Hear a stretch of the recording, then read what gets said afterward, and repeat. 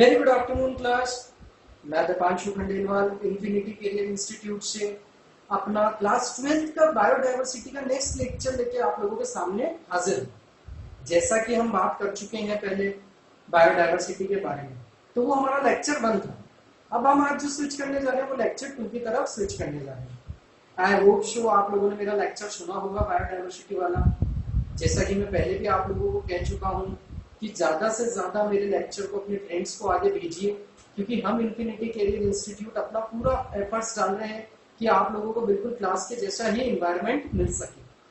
मेरे 11th के भी जो आप लोगों ने आज मैंने अपने स्टेम का सेकंड लेक्चर कंप्लीट करने के साथ स्टेम टॉपिक कंप्लीट कर लिया, तो आप लोगों के जो भी फ्रेंड्स हो 11th क्लास के अंदर मैक्सिमम टू मैक्सिमम उनको कन्वे कीजिए ताकि वो उस लेक्चर को सुने, मुझे जज कर सकें, और कोई भी उनकी परेशानी हो तो मुझसे तुरंत कभी भी कह सकते हैं। हम इन्फिनिटी कैरियर हमेशा आप लोगों के साथ हैं, ठीक है। तो आइए चलिए आज हम स्टार्ट करते हैं हमारा बायोडायवर्सिटी का लेक्चर 2।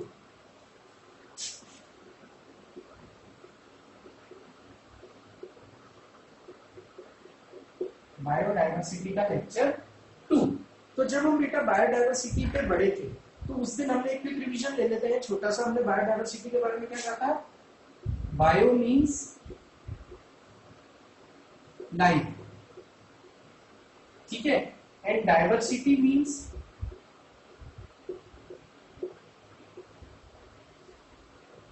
वेराइटी, ठीक है। बायो मीन्स क्या हो गया? लाइफ, और डायवर्सिटी मीन्स क्या हो गया? वेराइटी।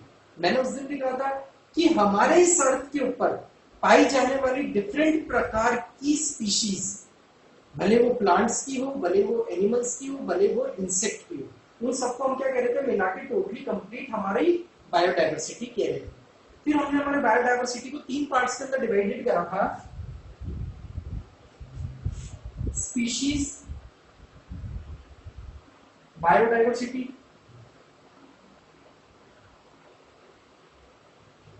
ठीक है। नेक्स्ट हमने क्या बात करी थी? स्पीशीज बायोडायवर्सिटी के बाद हमने बात करी थी जेनेटिक बायोडायवर्सिटी, ठीक है। फिर उसके बाद हमने बात क्या करी थी लास्ट में? इकोसिस्टम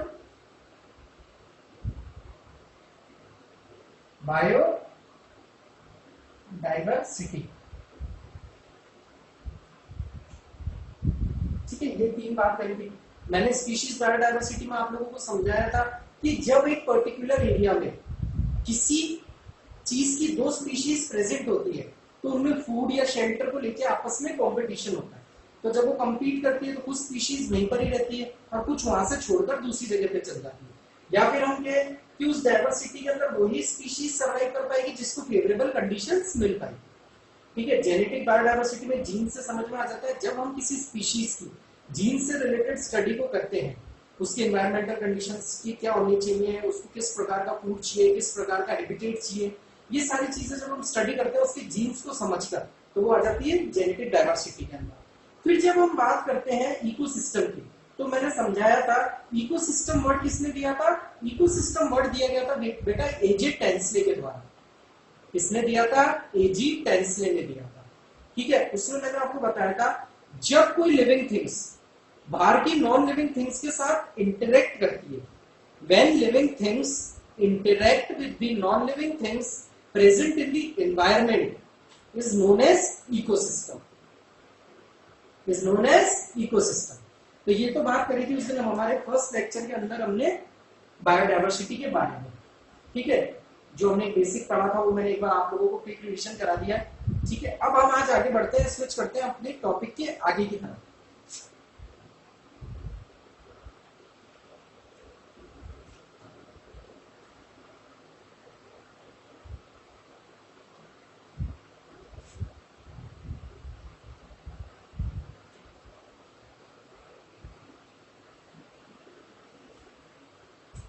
ठीक है। अब जब हम आगे की तरफ बेटा बढ़ चुके हैं तो अब हमारी बायोडायवर्सिटी के अंदर जो आगे आने वाले पॉइंट्स हैं वो क्या क्या है? causes which affect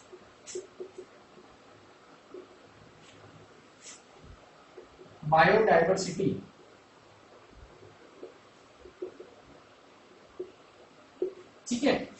कौन से कॉजेज है जिनकी वजह से हमारी बायोडायवर्सिटी खराब होती है? एक बात आएगी how to prevent a biodiversity या how to cure a biodiversity, ठीक है। एक पॉइंट आएगा हमारा इसके कॉन्सिक्वेंसेस क्या होते हैं,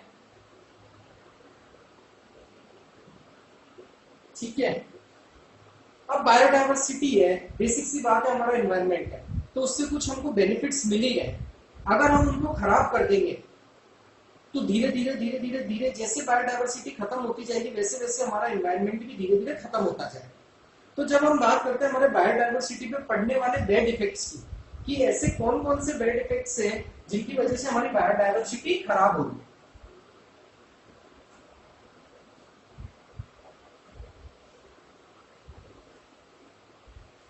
कॉजेस या factors that are affecting a biodiversity, factors that are affecting a biodiversity, factors that are affecting biodiversity, ठीक है। बायोडायवर्सिटी को अफेक्ट करने वाले कौन कौन से फैक्टर्स हैं? पहला फैक्टर है डिफॉरेस्टेशन,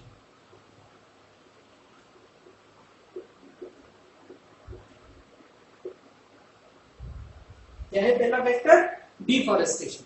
डिफॉरेस्टेशन का मतलब होता है बेटा कटिंग डाउन ऑफ ट्रीज,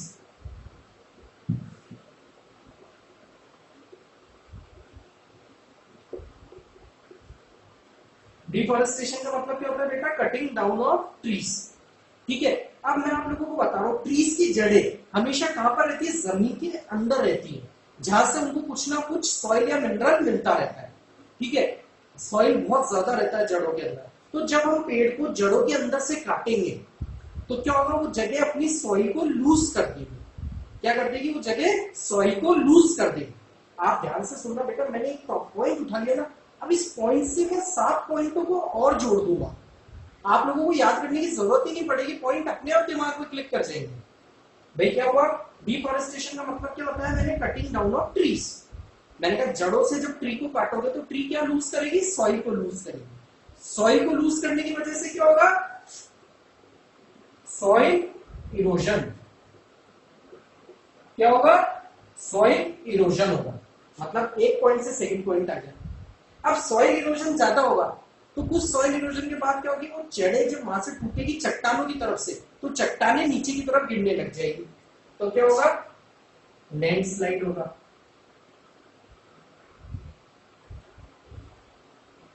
ठीक है, पहली बात हमने क्या करी? डिफॉरेस्टेशन हुआ। डिफॉरेस्टेशन में क्या हुआ? कटिंग डाउन ऑफ ट्रीज हुआ। सेकंड बात हमने क्या करी? ज्यादा पेड़ काटने की वजह से सॉइल इरोजन हुआ, फिर लैंडस्लाइड हुई। क्या होता है? एक आप लोगों ने सुना है कई लोग अपने बेनिफिट के लिए ज्यादा से ज्यादा पेड़ों को काटते तो नहीं, पर कहीं उसको जला भी देते हैं।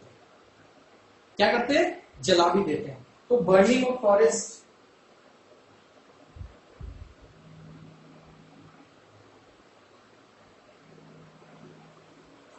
Burning of forest. अब तक कितनी बात कर चुके हैं? 4 बातें हम कर चुके हैं। 4 बातों में पहला पॉइंट क्या था? Deforestation, cutting down of trees. Second point था सॉइल इरोजन, थर्ड पॉइंट था लैंडस्लाइड, और फोर्थ पॉइंट था हमारा बर्निंग ऑफ फॉरेस्ट। ठीक है, बर्निंग ऑफ फॉरेस्ट की वजह से भी क्या रहा? बायोडायवर्सिटी खत्म हो रही है। बोले सर और क्या पॉइंट्स हो सकते हैं? और भी तो कुछ हो सकते हैं। तो ठीक है, हम हमारे नेक्स्ट पॉइंट की तरफ बढ़ते हैं। यहां तक आप लोगों ने नोट करा? Deforestation, soil erosion, landslide, burning of forest.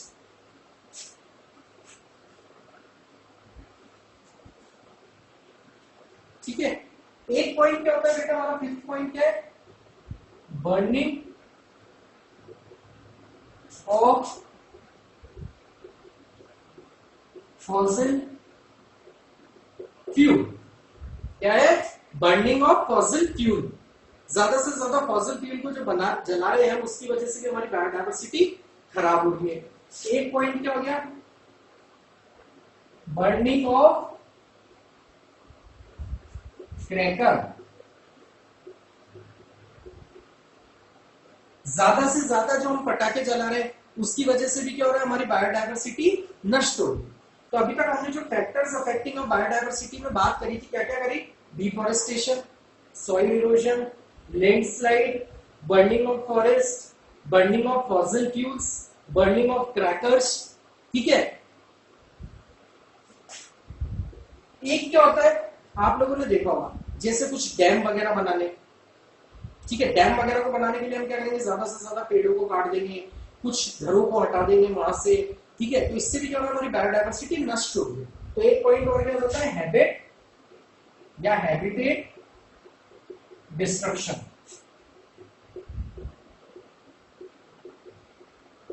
ठीक है, सातवां पॉइंट। अब आप खुद देखिए बच्चों, इजीली आप लोग आराम से समझ पाए, कोई भी पॉइंट ऐसा नहीं कि आप लोगों को रटने की जरूरत पड़ रही है। अब तक जो मैंने समझाया चैप्टर 7 के साथ आप लोगों को समझना है। अब तक हमने कॉजेज में या फैक्टर्स अफेक्टिंग बायोडायवर्सिटी में कितने पॉइंट पढ़ लिए, 7 पॉइंट पढ़ लिए। ये सारे 7 पॉइंट हम अभी तक पढ़ चुके हैं। Deforestation, soil erosion, landslides, burning of forest, burning of fossil fuel, burning of crackers, habitat destruction. बोले सर ये बात तो हो गई सारी इसकी। अब क्या होता है बेटा, इसमें एक पॉइंट छूट गया था, जैसे डिफॉरेस्टेशन है तो ऐसी डेजर्टिफिकेशन होता है। जब हम ज्यादा से ज्यादा पेड़ों को काट देते हैं, उन पेड़ों को काटने की वजह से हम उनके सॉइल जो है वहां से लूज हो जाता है, तो जगह जब छोड़ता है तो थोड़े टाइम बाद क्या होती है, जमीन ड्राई हो जाती है, और ड्राई होने के बाद वो बंजर जमीन में बदलने लग जाती है। उसी को हम कहते हैं डेजर्टिफिकेशन। ठीक है,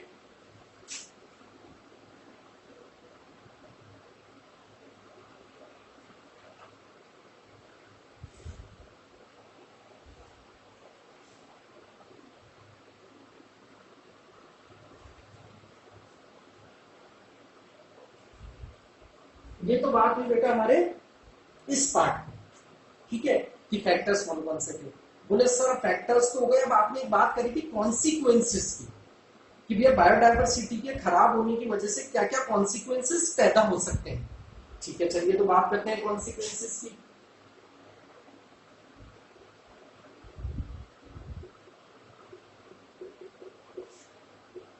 किसकी बात कर रहे हैं हम, कॉन्सिक्वेंसेस की बात कर रहे हैं। ठीक है, अब कॉन्सिक्वेंसेस के अंदर बेटा क्या क्या है, ध्यान से सुनना। जैसे आज हम हमारी बायोडायवर्सिटी से किन किन तरीके से जुड़े हुए हैं। आज जैसे कई प्लांट्स है जिनसे हमको क्या होता है, कई प्लांट्स से हमको मेडिसिनल यूज में आती है। जैसे हम नॉर्मली एग्जांपल ले लेते हैं, सब बच्चा जानता है तुलसी।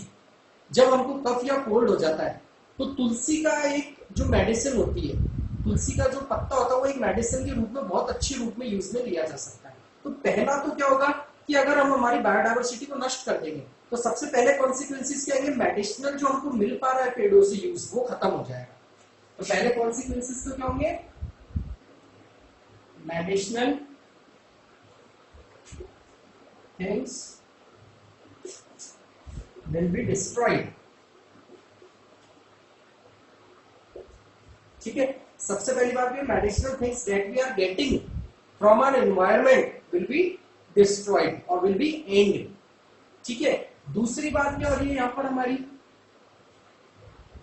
मेडिसिनल में क्या होता है, आप लोगों ने देखा है कुछ पेड़ है, कुछ पेड़ की जो बार्क होती है उससे कुछ ऑयल निकलते हैं, और उन ऑयल्स को हम बाद में आयुर्वेदिक रूप में भी यूज में लेते हैं। ठीक है, तो क्या होगा, medicinal oil will also get less। पहली बात क्या करी थी, medicinal things will be destroyed, जिसके अंदर नॉर्मल पेड़ को हम मान रहे थे, तुलसी का पेड़ हो गया और बहुत सारे ऐसे ट्रीज जिनको हम मेडिसिनल यूज में लेते हैं। कुछ मेडिसिनल ऑयल जो निकलते हैं वो भी कम होते जाएंगे। ठीक है, उसके बाद क्या होता है, हम स्पिरिचुअली भी जुड़े हुए हैं कहीं ना कहीं एनवायरमेंट से। तो बोले सर स्पिरिचुअली कैसे जुड़े, स्पिरिचुअली जुड़ने का मतलब है बेटा,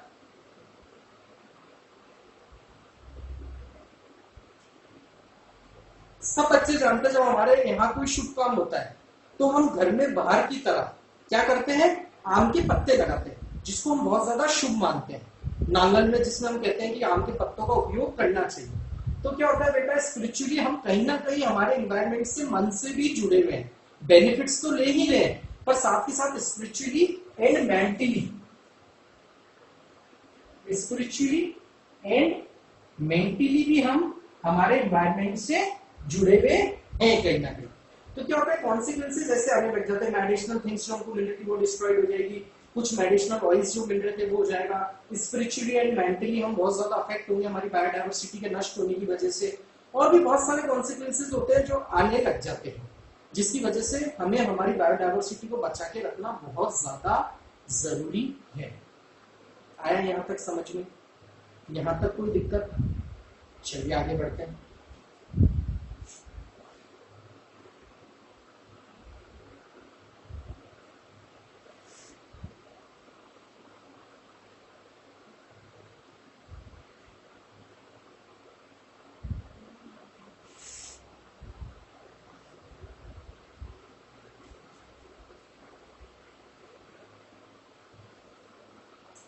अब क्या था बेटा, धीरे धीरे क्या हो रहा था, हमारी जो बायोडायवर्सिटी खत्म होती जा रही थी, तो उसके बहुत ज्यादा इफेक्ट बढ़ने लग गए थे, तो बहुत सारे प्रोजेक्ट चालू करे गए। जैसा कि आप लोगों ने एक कहानी में सुना था, पहले के जमाने के जो लोग थे वो पेड़ों को बचाने के लिए किसी भी हद तक जा सकते थे, ठीक है। इसका सबसे बेस्ट एग्जांपल हमारे पास क्या है, चिपको मूवमेंट। कौन सा मूवमेंट है? चिपको मूवमेंट। इसके अंदर सबसे पहले जो जान ली थी किसकी गई थी? अमृता देवी की। किसकी गई थी? अमृता देवी की गई थी। ये एक ऐसा मूवमेंट था बेटा जिसके अंदर क्या होता है, एक राजा था, ठीक है। वो राजा क्या करता था, पेड़ों को काट देता था। तो उसने एक दिन क्या करा, अपने सिपाहियों को भेज दिया, बोले कि तुम जाओ और सारे पेड़ों को काट के आ जाओ। जब वो पेड़ों को काटना है तो अमृता देवी नाम की एक औरत आकर पेड़ों से चिपक गई। उसने पेड़ का जो स्टेम है उसको गले लगा लिया। तो क्या हुआ, सैनिकों ने उस पेड़ के साथ साथ अमृता देवी को भी काट दिया। तो सारे लोगों ने क्या करा, एक एक पेड़ को पकड़ के खड़े हो गए कि बोले अब मारना है तो हम सबको भी मारो, पर हम हमारे एनवायरमेंट को नष्ट नहीं होने देंगे। तो इस एनवायरमेंट को बचाने के लिए सबसे पहले हमारे बहुत सारे मूवमेंट चालू हुए थे। इसमें से सबसे मेन जो मूवमेंट आता है वो चिपकू मूवमेंट आता है, जो कि अमृता देवी के ऊपर बेस्ड है, ठीक है। इसी हिसाब से कुछ प्रोजेक्ट्स भी चालू हुए, प्रोजेक्ट टाइगर, प्रोजेक्ट क्रोकोडाइल, ऐसे बहुत सारे प्रोजेक्ट्स थे जो स्टार्ट हुए हमारे एनवायरमेंट को बचाने के लिए, ताकि हम हमारे एनवायरमेंट को बचा सके, टाइगर्स को बचा सके, उन स्पीशीज को बचा सके कि जो बिल्कुल लुप्त होने की कगार पे आ चुकी है। कई तो ऐसी है जो खत्म हो चुकी है, जैसे डोडो बर्ड, वो अब हमको फ्लाइटलेस बर्ड नहीं मिली, ठीक है। ऐसे बहुत सारी स्पीशीज है जो खत्म होने की कगार पर भी है। इन सब के लिए भी क्या हुआ था, एक एक्ट चलाया गया कि बोले हमको हर एक पर्टिकुलर स्पीशीज को बचा के चलना है।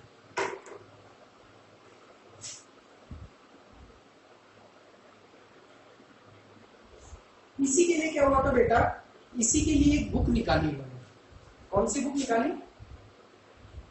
Red data book. कौन सी बुक निकाली? Red data book. अब ध्यान से सुनना, इस रेड डेटा बुक का काम क्या था, ये पिछले 5 साल की उन स्पीशीज का रिकॉर्ड रखती थी जो कि खत्म होने की कगार पर है। रेड डेटा बुक का काम क्या था, it keeps the record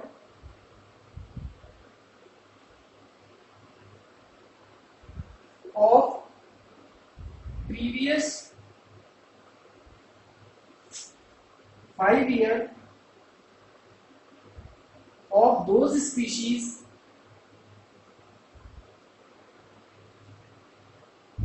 which are near to their extinction.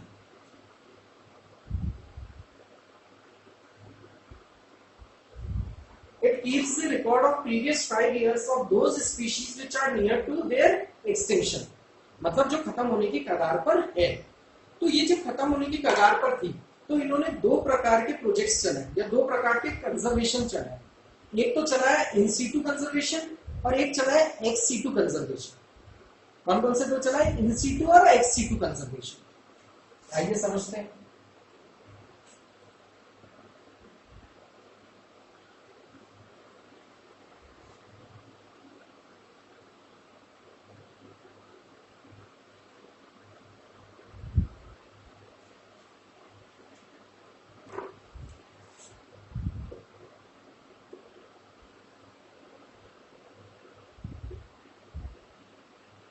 In situ conservation और एक्स सीटू कंजर्वेशन, ये दो प्रकार के कंजर्वेशन चलाए गए थे। इन दोनों प्रकार के कंजर्वेशन में फर्क क्या था? बोले सर कुछ तो फर्क होगा। तो बेटा फर्क ये था, इन सीटू के अंदर इन्होंने किसको रखा? नेशनल पार्क और वाइल्ड लाइफ सेंचुरीज को।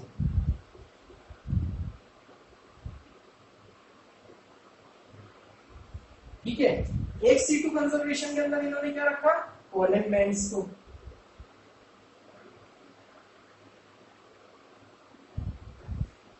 बोले सर सबसे पहली बात आती है बेटा, कई बार क्वेश्चन पूछ लिया जाता है नेशनल पार्क और वाइल्ड लाइफ सेंचुरी के अंदर क्या फर्क होता है? तो जो हमेशा वाइल्ड लाइफ सेंचुरी होती है वो हमेशा स्टेट गवर्नमेंट के द्वारा ऑपरेट की जाती है। किसके द्वारा ऑपरेट की जाती है? स्टेट गवर्नमेंट के थ्रू। और जो हमारा नेशनल पार्क होता है वो नेशनल पार्क किसके थ्रू ऑपरेट किया जाता है? वो किया जाता है सेंट्रल गवर्नमेंट के थ्रू किया जाता है। नेशनल पार्क में क्या होता है? चारों तरफ बाउंड्रीज बनी हुई होती है, और हमारी वाइल्ड लाइफ सेंचुरीज में चारों तरफ बाउंड्रीज नहीं बनी हुई होती है। ये कुछ एक बेसिक डिफरेंस थे जो नेशनल पार्क और वाइल्ड लाइफ सेंचुरीज के बीच में पूछ लिए जाते हैं। ठीक है, एक्स सीटू कंजर्वेशन में हमने बात करी पॉलन बैंक की। तो ये क्या करते थे? कुछ सीड बैंक, कुछ पॉलन बैंक बना के रखते थे। जब इनको लगता था इस प्लांट की स्पीशीज खत्म होने वाली है तो उसकी एक सीड को ये बैंक में जमा कर लेते थे, और जरूरत पड़ने पर उस सीड को निकालकर और वापस से उसको ग्रो करके उस स्पीशीज को आगे बढ़ाते थे। तो ये बात के कुछ कंजर्वेशन चलाए गए। तो हमारा जो टॉपिक टिका हुआ है बेटा, ये जनरल वे में मैंने अभी तक समझा के बहुत सारी चीजें आप लोगों को समझा दी है जो आप लोग एग्जाम में पूछी जाती है। तो बेटा क्या होता है, अभी तक जो हमारा चैप्टर था वो इस पे बेस्ड था। हमने बायोडायवर्सिटी के बारे में बात करी, बायोडायवर्सिटी के टाइप्स के बारे में बात करी, स्पीशीज, जेनेटिक, इकोसिस्टम, तीनों को अच्छी तरह समझा। फिर हमने बात करी कि उनके कॉजेस की factor that are affecting our biodiversity, जिसमें हमने बहुत सारी बातें करी, deforestation, soil erosion, landslide, burning of forest, burning of fossil fuel, burning of crackers, habit destruction, landslides. फिर हमने बात करी थी उनकी होने वाली कॉन्सिक्वेंसेस की, कि मेडिसिनल यूज खत्म हो जाएगा, सारे प्लांट्स को हम काट देंगे बायोडायवर्सिटी के, तो मेडिसिनल जो उनको मेडिसिन मिल गए वो नहीं मिल पाएगी, मेडिसिनल ऑयल्स नहीं मिल पाएंगे। फिर हमने बात करी कि उसकी वजह से हम स्पिरिचुअली और मेंटली भी कहीं ना कहीं परेशान होंगे। इन कॉन्सिक्वेंसेस के बाद हमने बात करी थी कि बहुत सारे प्रोजेक्ट्स चलाए गए थे, जिसमें से एक सबसे अच्छा मूवमेंट था चिपको मूवमेंट, जिसमें एक राजा ने अमृता देवी को पेड़ के साथ काट दिया था उसके सैनिकों ने। तो ये आंदोलन आगे बढ़ा था कि हम पेड़ नहीं काटने देंगे, और ये जो हुआ था वो विलेज खेजरी के अंदर हुआ था। अमृता देवी वाला जो कह रहे हैं हम कि जो मूवमेंट स्टार्ट हुआ था वो विलेज खेजरी के अंदर हुआ था। ठीक है, फिर हमने बात करी रेड डेटा बुक की, कि ये क्या करती है, प्रीवियस 5 ईयर का उन स्पीशीज का रिकॉर्ड रखती है, प्रीवियस 5 ईयर्स का उन स्पीशीज का रिकॉर्ड रखती है जो कि खत्म होने की कगार पर है। फिर हमने बात करी थी कि इन्होंने 2 कंजर्वेशन चलाए, इन सीटू कंजर्वेशन, एक सीटू कंजर्वेशन। इन सीटू में हमने बात करी नेशनल पार्क और वाइल्ड लाइफ सेंचुरीज को रखा गया। उन दोनों में डिफरेंस की जब हमने बात करी तो हमने कहा नेशनल पार्क में चारों तरफ बाउंड्रीज होती है और सेंट्रल गवर्नमेंट ऑपरेट करती है। वाइल्ड लाइफ सेंचुरी में हमने कहा कि कहीं पर भी बाउंड्रीज नहीं होती और स्टेट गवर्नमेंट ऑपरेट करती है। फिर हमने बात करी एक सीटू कंजर्वेशन की, कि पॉलन बैंक होते हैं, सीड बैंक्स होते हैं, जिसके अंदर भी कुछ सीड्स को या बचा के रखते हैं। जब उस प्लांट की स्पीशीज खत्म होने वाली होती है तो इस वापस सीड को लगाकर उगाकर उस प्लांट की स्पीशीज को आगे बढ़ाते हैं। हमारा जो पूरा बायोडायवर्सिटी का चैप्टर है वो इसी के ऊपर बेस्ड है। तो अब जो मेरा नेक्स्ट लेक्चर आएगा उस नेक्स्ट लेक्चर के अंदर हम आगे और डिस्कशन करेंगे इस टॉपिक के ऊपर। जब तक के लिए stay home, stay safe, stay updated with online classes providing by Infinity Career Institute. Thank you class.